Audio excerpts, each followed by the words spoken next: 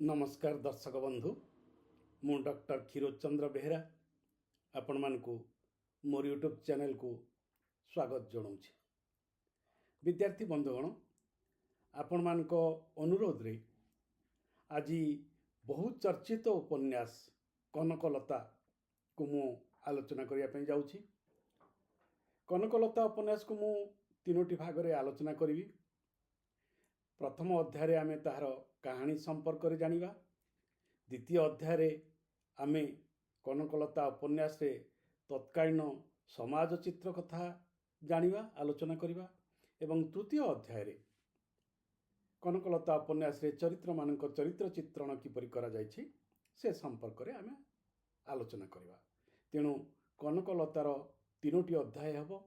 आज प्रथम अध्याय रे यार कहानी जिते बड़े आपण माने उपन्यास अध्ययन करेंगे, उपन्यास संपर्क में परीक्षा खातार प्रश्नोत्तर लिखे से गोटे जिनिस सब मन रखिए जी उपन्यासर कहानीटी क्यों सामाजिक पृष्ठभूमि उपरे रचित होइछि ताहा गुरुत्वपूर्ण। कारण उपन्यासर एक बृहत्तर कानभास थाए, एक बृहत्तर कानभास। क्षुद्र गल्पटी संक्षिप्त गोटे व्यक्ति चेतना कथा आसो कौन आसो अंतर्द्वंद्व आसो मानसिक चिंतन मानसिक विश्लेषण कथा आसो, किंतु उपन्यास रे एक बृहत्तर समाजर चित्र दि जाता एवं से विभिन्न सामाजिक समस्या गुड़ी को अति सकारात्मक एवं साहित्यिक भंगी उपस्थापन करा जाता है। प्रत्येक उपन्यास पक्षरे एक सामाजिक पृष्ठभूमि रही है। तेणु कनकलता उपन्यास रे नंदकिशोर बड़ंकर यह 1925 मसीह कनकलता प्रकाशित होइछि। 1925 रे ता पूर्व यह उत्कल साहित्य धारावाहिक भाव में किछि अंश प्रकाश पाइथिला। मझिरे किछि दिन बंद रही तापर पुनर्बार यह पुस्तक आकार प्रकाशित पाइछि। तेणु जितेबाला 1925 रे उपन्यासटी रचित होउछि सेतेबेले निश्चित भाव में यह ऊनविंश शताब्दीर 1925 हूँ विंश शताब्दीर प्रथम भाग। तेणु ऊनविंश शताब्दीर ओडिया समाज को भित्ति करी कनकलता उपन्यासटी रचित होइछि। इटी मन रखिबे। तेबे ऊनविंश शताब्दीर ओडिशार समाज किपरि थिला? नुआ नुआ शिक्षा व्यवस्था आसुला, नुआ नुआ आधुनिकता आसुला, नुआ नुआ उच्च शिक्षित युवक माने समाज को आसी जाइथिले। तेणु पारंपरिक कुसंस्कार अंधविश्वास परंपरा एगुड़िक पुनर्व्याख्यान घटुला, ताकू परीक्षा करा जाउथला एवं सेतिपई प्राचीन पीढ़ी और नवपीढ़ी मध्यरे गोटे द्वंद्व गोटे संघर्ष देखा जाउथला। तेबे ई सब कथा रही, किंतु एई सब कथा को दुईटी प्रेम कहानी मध्यरे नंदकिशोर प्रकाश करछन्ते। एटी दुईटी प्रेम कहानी रही। ये दुईटी प्रेम कहानी किपरि ना जन गोटे प्रेम कहानी नायक होउचंती धनंजय, नायिका होउचंती कनकलता। ये दी जन मुख्य चरित्र धनंजय और कनकलता। प्रकृति में यह नारी कैन्द्रिक उपन्यास।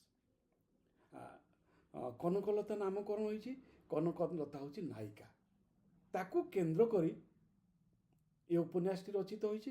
किंतु कनकलतार भाई होउचंती राजेंद्र, सी मध्य उच्च शिक्षित, सी मध्य अविवाहित, तांकर मध्यटी छोट प्रेम गाथाटी रही। किंतु मुख्य प्रेम गाथाटी कनकलता और धनंजय मध्य। धनंजय नायक, कनकलता नायिका। तेबी उपन्यासटी आरंभ होछि कनकलतार जन्मदिन। कनकलता जड़े अति खानदानी जमीदारी वंशर अलीगढ़ी कन्या। कनकलतार चारि भाई तीन भाई बाहा होती। तेणु तीन भाई तीन भाउज एवं सान भाईटी हूँ राजेंद्र, जी उच्च शिक्षित, किंतु हठात किना बाहा चाही नांती, अपेक्षा कर चाकरी करेंगे एवं अपेक्षा करुछंती समाज संस्कार मूलक दृष्टांतमूलक सी एक विवाह करेंगे। से साधारण विवाहटे चाहूना। तेणु ये जो सामाजिक परिवर्तन होची सेतेबेले जो आयोजित ବିବାହଘର ହେଉଥିଲା ଆୟୋଜିତ, ବାପା ମା' ଠିକ୍ କରୁଥିଲେ ଏ ବାହାଘର କ'ଣ। ଏଇଠି ପ୍ରଥମେ ଦେଖେଇ ଦିଆହେଉଛି ଯେ ଯୁବକମାନେ ଆୟୋଜିତ ବିବାହ ବିରୁଦ୍ଧାଚରଣ କରି ସେମାନେ ନିଜ ଜୀବନ ସଙ୍ଗିନୀ ନିଜେ ଖୋଜୁଛନ୍ତି ଏବଂ ଏହା କିପରି ସମାଜରେ ବିଭିନ୍ନ ପ୍ରକାର ଅସନ୍ତୋଷ ବାତାବରଣ ସୃଷ୍ଟି କରିଛି ସେ କଥା ମଧ୍ୟ ଏଠି ଦେଖେଇ ଦିଆହେଉଛି। ତେଣୁ ଉପନ୍ୟାସଟି ଏଇ ଯେଉଁ କନକଲତାଙ୍କର ମା' ହେଉଛନ୍ତି ପଦ୍ମାବତୀ, ବାପା ହେଉଛନ୍ତି ହରିଚନ୍ଦନ, ଜମିଦାରୀ ବଂଶ ଏବଂ ସେଇ ଜମିଦାରୀ ବଂଶର ଅତି ଆଭିଜାତ୍ୟ ସମ୍ପନ୍ନ ଏବଂ ପ୍ରଗତିଶୀଳ ସ୍ନେହସିକ୍ତ ପରିବାର, ଗୋଟେ ଆଦର୍ଶ ପରିବାର କଥା କୁହାହେଉଛି। ହରିଚନ୍ଦନଙ୍କ ପରିବାର, କନକଲତାର ବାପା ହେଉଛନ୍ତି ହରିଚନ୍ଦନ। ତେଣୁ ସେ ହରିଚନ୍ଦନ ପରିବାରଙ୍କର ଗୋଟେ ଆଦର୍ଶ ପରିବାର, ଧନିକ ପରିବାର, ଅଭିଜାତ ପରିବାର, ସମ୍ଭ୍ରାନ୍ତ ପରିବାର ଏବଂ ପ୍ରଗତିଶୀଳ ପରିବାର, ସ୍ନେହସିକ୍ତ ପରିବାର, ପ୍ରତ୍ୟେକଙ୍କ ଭିତରେ ଗୋଟେ ଘନିଷ୍ଠ ବୁଝାମଣା ରହିଛି। ତେଣୁ ସେହି ପରିବାରର ଅଲିଅଳ କନ୍ୟା ହେଉଛି କନକଲତା। ସେ ମଧ୍ୟ ଶିକ୍ଷିତା, ସେତେବେଳେ ଉଚ୍ଚଶିକ୍ଷିତା ଯୁବତୀ ବାହାରି ନାହାନ୍ତି ଗ୍ରାମୀଣ ଅଞ୍ଚଳରେ। ଏଇଟା ଗୋଟେ ଗ୍ରାମର କଥା କୁହାହେଉଛି ଏବଂ ସେଇ ଗ୍ରାମ ଅଞ୍ଚଳରେ କନକଲତା 6 ମାଣ 8 ଗୁଣ୍ଠ ପଢ଼ିଛି, ଭାଗବତ ପଢ଼ୁଛି, ସବୁ ବିଷୟରେ ଘରେ ଥାଇକି ଯେତିକି ଶିକ୍ଷା ପାଇଛି ତା ଅପେକ୍ଷା ସେ ବିଭିନ୍ନ ପୁସ୍ତକ ପଢ଼ି ତାର ଜ୍ଞାନ ବଢ଼ିଛି ଭାଇ ରାଜେନ୍ଦ୍ରଙ୍କୁ ଆଦର୍ଶ କରି। କାହିଁକି ରାଜେନ୍ଦ୍ର ହେଉଛନ୍ତି ଉଚ୍ଚଶିକ୍ଷିତ ଭାଇ, ସାନ ଭାଇ। ତେଣୁ ଏ ସାନ ଭାଇ ଓ ଭଉଣୀଙ୍କ ଭିତରେ ଜ୍ଞାନ ଚର୍ଚ୍ଚା ହେଉଛି ଏବଂ ଭାଇଙ୍କ ପ୍ରଭାବରେ ପ୍ରଭାବିତ ହୋଇ କନକଲତାଙ୍କର ଅତି ସୂକ୍ଷ୍ମ ଜ୍ଞାନ ରହିଛି। ଏଇ ଜନ୍ମଦିନରୁ ଉପନ୍ୟାସଟି ଆରମ୍ଭ ହେଉଛି। ଜନ୍ମଦିନ ପାଳନ ନିମିତ୍ତ ଘରେ ପିଠାପଣା ହେଉଛି, କିନ୍ତୁ ତାଙ୍କର ଇଷ୍ଟ ଦେବତା ଗାଁର ଟିକିଏ ଦୂରରେ, ତାଙ୍କ ଘର ସ୍ଥାନରୁ ଟିକିଏ ଦୂରରେ ଆଖଣ୍ଡଳମଣି ମନ୍ଦିର ଅଛି ଏବଂ ସେଇ ଆଖଣ୍ଡଳମଣି ମନ୍ଦିରରେ ସେମାନେ ପୂଜା କରିବା ପାଇଁ ପରିବାରର ସମସ୍ତ ସଦସ୍ୟ ଯାଇଛନ୍ତି। ସମସ୍ତେ ଅତି ସୁନ୍ଦର ଗୃହ ରମଣୀମାନେ ଅତି ସୁନ୍ଦର ବେଶଭୂଷା ହେଇଛନ୍ତି, ଅଳଙ୍କାର ପିନ୍ଧିଛନ୍ତି, ଯେମିତି ଗୋଟେ ଅତି ଆଡ଼ମ୍ବର ସହକାରେ ସେମାନେ କନକଲତାର ଜନ୍ମଦିନ ପୂଜା ନିମିତ୍ତ ଆଖଣ୍ଡଳମଣି ମନ୍ଦିରକୁ ଯାଉଛନ୍ତି। ସେ ଆଖଣ୍ଡଳମଣି ମନ୍ଦିର ହେଉଛି ତାଙ୍କ ନିଜର ଗାଁ ମୁଣ୍ଡରେ ଅଛି। ଯେତେବେଳେ ସେଇଠି ପୂଜା କରୁଛନ୍ତି, ପାଖ ଗାଁର ପାଇକ ରାୟ ବଂଶର ପରିବାର ମଧ୍ୟ ସେଠିକି ସେଇ ଦିନ ପୂଜା କରିବା ପାଇଁ ଆସୁଛନ୍ତି ଆଖଣ୍ଡଳମଣିକୁ। ସେଇଠି ଦୁଇ ପରିବାରଙ୍କ ଭିତରେ ଭେଟ ହୋଇଛି।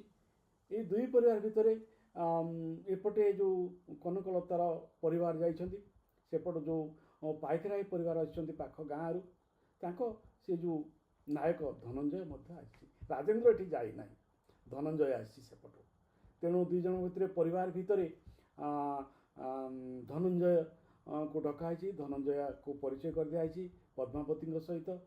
ପଦ୍ମାବତୀ ହେଉଛନ୍ତି କନକଲତାଙ୍କର ମା ଏବଂ ଧନଞ୍ଜୟ ପାଦ ଛୁଇଁ କରି ପଦ୍ମାବତୀକୁ ପ୍ରଣାମ କରୁଛନ୍ତି ଏବଂ ଯେତେବେଳେ ପାଦ ଛୁଇଁକି ପ୍ରଣାମ କରୁଛନ୍ତି ସେତେବେଳେ କନକଲତା ପଦ୍ମାବତୀଙ୍କ ପାଖରେ ଛିଡ଼ା ହେଇଛନ୍ତି ଏବଂ ଦୁଇ ପରସ୍ପରକୁ ଦେଖିଛନ୍ତି। ଏଇଠି ଯେଉଁ ମୂଳ କଥାଟି, ଧନଞ୍ଜୟ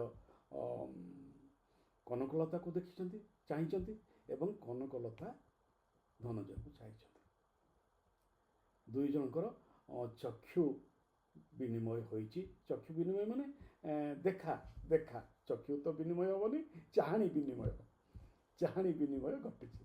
ତେଣୁ ଏଇ ଯେଉଁ ପ୍ରଥମ ଯେଉଁ କଥା କୁହାଯାଏ ଲଭ୍ ଆଟ୍ ଫାର୍ଷ୍ଟ ସାଇଟ୍, ପ୍ରଥମ ଦର୍ଶନରେ ହିଁ ପ୍ରେମ, ଏ ଦୁଇ ଜଣଙ୍କ ଭିତରେ ତାହା ହେଇଯାଇଛି।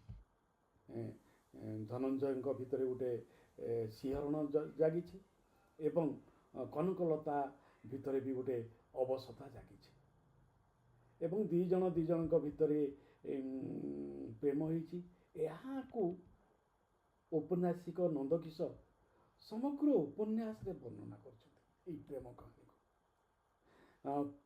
କେହି କିଛି କଥାବାର୍ତ୍ତା କରୁନାହାନ୍ତି, ଶେଷ ପର୍ଯ୍ୟନ୍ତ ବାହାଘର ହେବା ପର୍ଯ୍ୟନ୍ତ କଥାବାର୍ତ୍ତା ନାହିଁ, କିନ୍ତୁ ସେଇ ଯେଉଁ ପ୍ରଥମ ଚାହାଣୀର ବିନିମୟ ତାଙ୍କ ହୃଦୟ ଭିତରେ ଯେଉଁ ଗଭୀର ପ୍ରେମ ସୃଷ୍ଟି କରିଛି ସେଥିରେ ଦୁଇଟି କଥା ଆସୁଛି।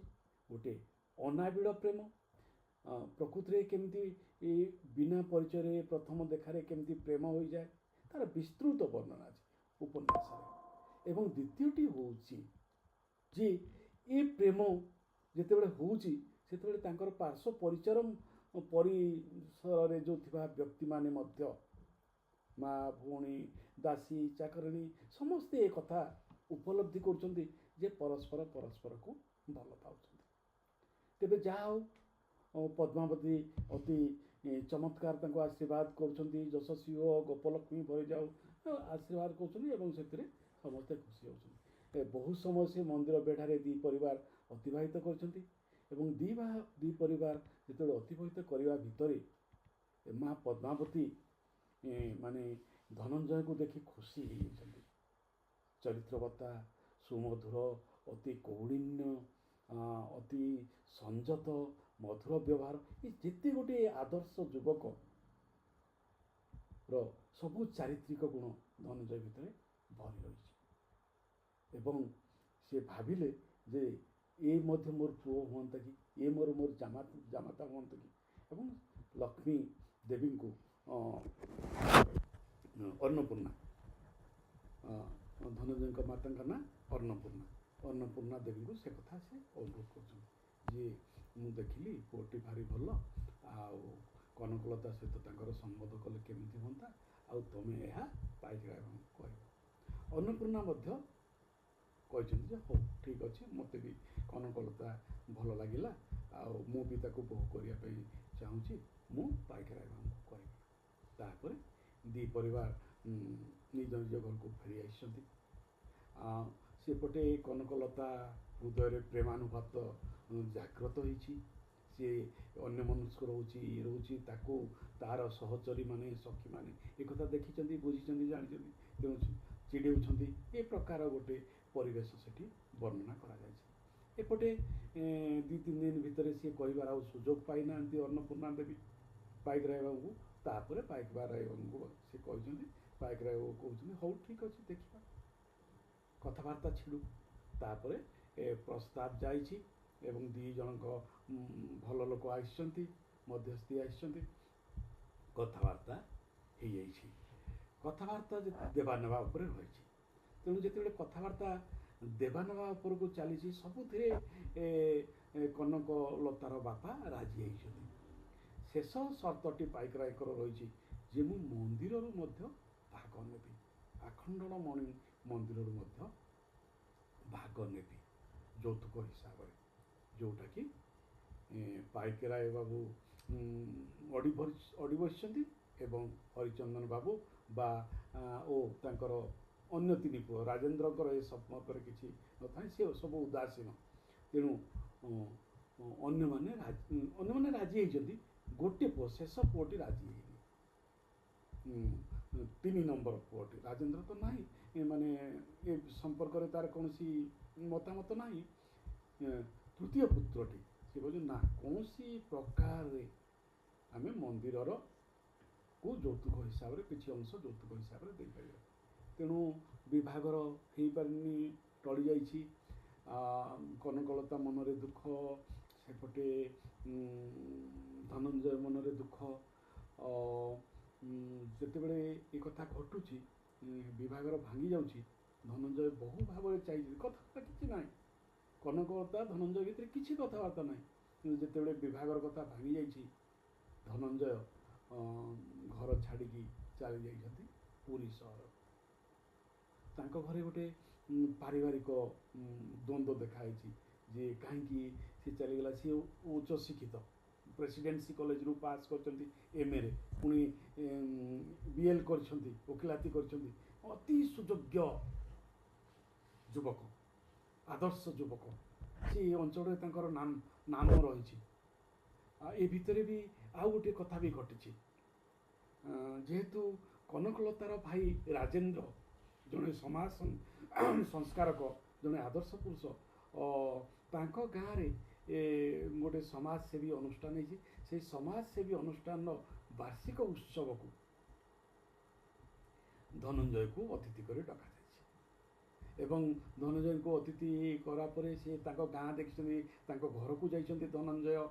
ତେଣୁ ଏଇ ଯେଉଁ ଦେଖା କରିବା ଏବଂ ପରସ୍ପର ପରିଚିତ ହେବା, ଏ ଗୋଟେ ସେ ସମାଜରେ ଗୋଟେ ଅତି ଅଗ୍ରଗାମୀ ଘଟଣା। ଭାବି ଜାମାତା ଆସିବେ, ଘରକୁ ଆସିବେ, ବୁଲିବେ, ଦେଖିବେ, ଏସବୁ କଥା। କିନ୍ତୁ ସେ ଯାହା ଦେଖିଛନ୍ତି, ଅତି ପ୍ରୀତ ହୋଇଛନ୍ତି, ତାଙ୍କର ସାମାଜିକ ସଂସ୍କାର, ପାରିବାରିକ ଚଳଣି ଧନଞ୍ଜୟକୁ ବହୁତ ଭଲ ଲାଗିଛି। ଏବଂ ଯେଉଁ ଉତ୍ସବ ହେଉଥିଲା ସେଇ ଉତ୍ସବରେ କନକଲତାଙ୍କର ଏକ କବିତା ପାଠ କରାଯାଇଛି। କନକଲତାଙ୍କର ନାଁ ସେଥିରେ ନଥିଲା, କିନ୍ତୁ କବିତାଟି ଅତି ସୁନ୍ଦର ହେଇଛି ବୋଲି ଧନଞ୍ଜୟ ପ୍ରଶଂସା କରିଛନ୍ତି। କିନ୍ତୁ କନକଲତାର ଶିକ୍ଷାଗୁରୁ କହିଛନ୍ତି ଏ କବିତାଟିର ରଚୟିତା ହେଉଛନ୍ତି କବି କନକଲତା। ତେଣୁ ଧନଞ୍ଜୟଙ୍କ ମନରେ ପ୍ରେମ ଭାବନାଟି ଆହୁରି ସୁଦୃଢ଼ୀଭୂତ ହୋଇଛି। ତେଣୁ ଯେଉଁ ପ୍ରେମ ଜାଗରିତ ହୋଇଥିଲା, ସେ ପ୍ରେମ ଏଇ କନକଲତାଙ୍କ କବିତା ପଠନ ଦ୍ୱାରା, ଶ୍ରବଣ ଦ୍ୱାରା ତାହା ଆହୁରି ଉଦ୍ଦୀପ୍ତ ହେଲା। ଶୃଙ୍ଗାରଚେତ, ତେଣୁ ଶୃଙ୍ଗାରଚେତ କବି ଯେଉଁ କୁହାଯାଏ, ଯେଉଁ ପର୍ଯ୍ୟାୟ ରହିଛି ପ୍ରେମ ଭାବନାର ଯେଉଁ ପର୍ଯ୍ୟାୟ, ଏହାକୁ ମଧ୍ୟ ଏ ଉପନ୍ୟାସରେ ଦିଆଯାଇଛି। ତେଣୁ ଏତେ ହେବା ସତ୍ତ୍ୱେ, ଗଭୀର ପ୍ରେମ ହେବା ସତ୍ତ୍ୱେ, ବାହାଘର ହେବାକୁ ଠିକ୍ ହେବା ସତ୍ତ୍ୱେ ଯେତେବେଳେ ବାହାଘରଟି ଭାଙ୍ଗି ଯାଇଛି, ସେତେବେଳେ ଅତି ଦୁଃଖ ପ୍ରକାଶ କରିଛନ୍ତି ଧନଞ୍ଜୟ ଏବଂ ସେ ଘର ଛାଡ଼ି ପୁରୀ ସହରକୁ ଚାଲି ଯାଇଛନ୍ତି। ଏକଥା କେହି ଜାଣିନାହାନ୍ତି କନକଲତା ପରିବାର। କନକଲତା ପରିବାର ମଧ୍ୟ ଯେତେବେଳେ ବାହାଘର ଭାଙ୍ଗି ଯାଇଛି, ସମସ୍ତଙ୍କ ମନରେ ଦୁଃଖ ହୋଇଛି, ସମସ୍ତେ ଆଶା କରିଥିଲେ ଏ ବାହାଘରଟି ହେଇଯିବ। ତେଣୁ ଯେତେବେଳେ ବାହାଘର ହେଇନି, ସେଠି ମଧ୍ୟ ଗୋଟେ ଦୁଃଖର ଛାୟା ଖେଳିଯାଇଛି, ଶୋକର ଛାୟା ଖେଳିଯାଇଛି। ସେମାନେ ଜଗନ୍ନାଥଙ୍କ ପାଖକୁ ଯାଇଛନ୍ତି ଆଶୀର୍ବାଦ ଭିକ୍ଷା କରିବା ପାଇଁ, ଯେ କନକଲତା ପାଇଁ ଆଉ ଗୋଟିଏ ଭଲ ବର ମିଳୁ। ତେଣୁ ସେମାନେ ଯାଇଛନ୍ତି, ପୁରୀ ଯାଇଛନ୍ତି, ପୁରୀରେ କିଛି ଦିନ ରହିଛନ୍ତି। ତ ସେମାନେ ସକାଳେ ସେଠି ପ୍ରତ୍ୟେକ ଦିନ ତାଙ୍କ ପରିବାର ସଦସ୍ୟମାନେ, ହରିଚନ୍ଦନଙ୍କ କନକଲତାଙ୍କ ପରିବାର ମାନେ ଗାଧୋଇବା ପାଇଁ ଯାଇଛନ୍ତି। ସେଇଠି ଦେଖିଛନ୍ତି ଯେ ଧନଞ୍ଜୟ ଗୋଟେ ସ୍ଥାନରେ ବସିଛନ୍ତି ଏବଂ ସେ ପଦ୍ମାବତୀ ଓ ଅନ୍ୟମାନେ ତାଙ୍କୁ ଯାଇଛନ୍ତି, ଭଲ ମନ୍ଦ ପଚାରିଛନ୍ତି ଏବଂ ସେଇଠି ପୁନର୍ବାର ତାଙ୍କ ଭିତରେ ଆଉ ଗୋଟିଏ ସମ୍ପର୍କ ପ୍ରତିଷ୍ଠା ହେଉଛି।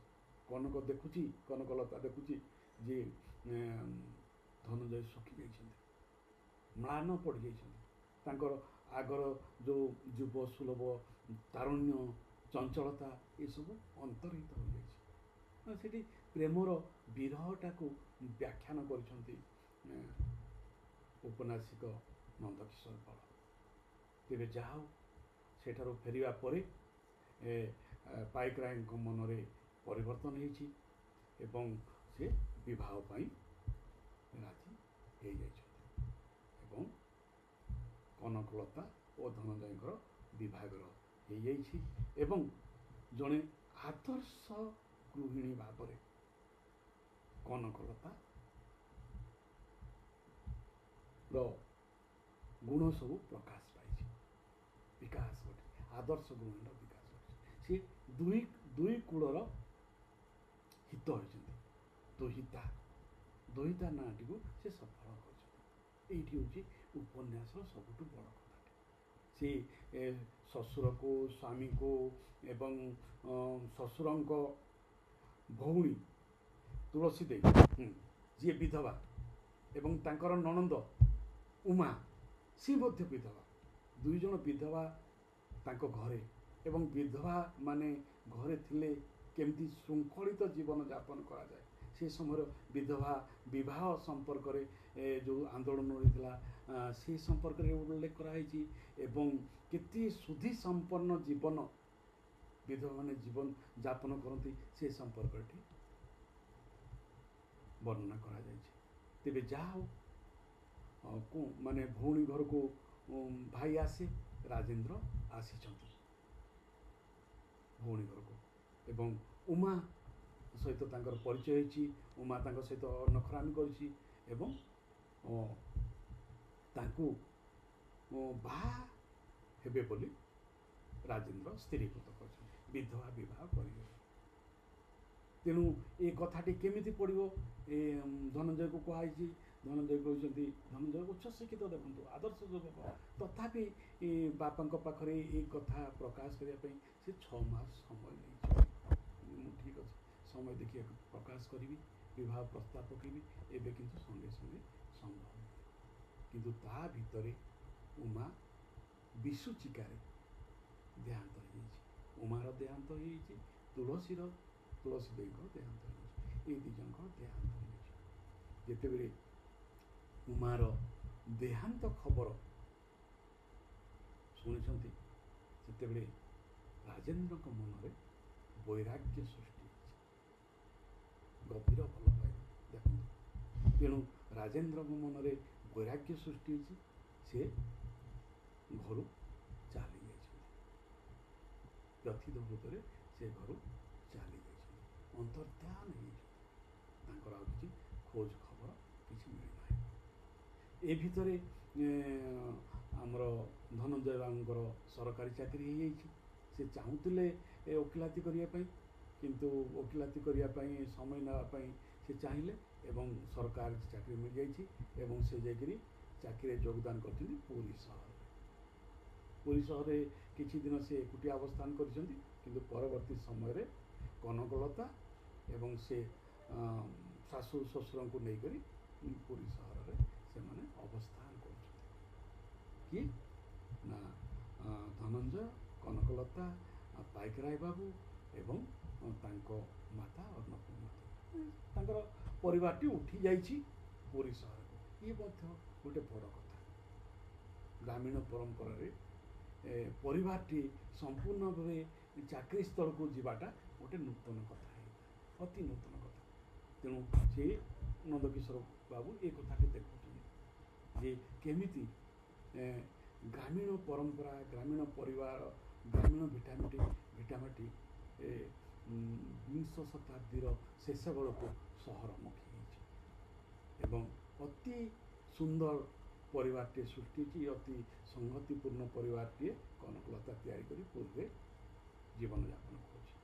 ଏହି ସମୟରେ ଗୋଟିଏ ଖବର ଆସିଲା ଯେ ଜଣେ ଅତି ବିଦ୍ୱାନ ଋଷି ଜଗନ୍ନାଥ ମନ୍ଦିରକୁ ଆସିଛନ୍ତି ଏବଂ ଗୀତା ସମ୍ପର୍କରେ ଆଲୋଚନା କରିବେ। ଏବଂ ଯେତେବେଳେ ସନ୍ଧ୍ୟାରେ ଗୀତା ସମ୍ପର୍କରେ ଆଲୋଚନା ହେଇଛି, କନକଲତା ଓ ଧନଞ୍ଜୟ ତାଙ୍କର ପରିବାର ବର୍ଗ ସମସ୍ତେ ଯାଇଛନ୍ତି ଶୁଣିବା ପାଇଁ। ସମସ୍ତେ ସେ ଜ୍ଞାନୀ ବ୍ୟକ୍ତିଙ୍କର ପ୍ରବଚନ ଶୁଣିଛନ୍ତି, ଅତି ଆହ୍ଲାଦିତ ହୋଇଛନ୍ତି। କିନ୍ତୁ କନକଲତା ବ୍ୟତୀତ ଆଉ କେହି ଜାଣିପାରିନାହାନ୍ତି ଯେ ସେ ବ୍ୟକ୍ତି ଜଣକ ହେଉଛନ୍ତି ସେଇ ରାଜେନ୍ଦ୍ର, କନକଲତାଙ୍କର ସାନ ଭାଇ। ତେବେ ଶେଷ ପର୍ଯ୍ୟନ୍ତ ରାଜେନ୍ଦ୍ରଙ୍କର ପରିଚୟ ଅନାବରଣ ହେଇନାହିଁ। ସେ ସେମିତି ଯୋଗୀ ହେଇକି ରହିଛନ୍ତି ଏବଂ ସେଇ ଯୋଗୀ ହେଇକି ଜ୍ଞାନ ଓ ସମାଜ ସଂସ୍କାରର ପ୍ରସାର କରିଛନ୍ତି। ଯେଉଁ ବିଜ୍ଞାନ କୈନ୍ଦ୍ରିକ ସମାଜ ସୃଷ୍ଟି ହେଇଛି, ଯେଉଁ ଆଧୁନିକ ସମାଜ ସୃଷ୍ଟି ହେଇଛି, ଯେଉଁ ନବଜାଗରଣ ଆସିଛି, ନବଜାଗରଣ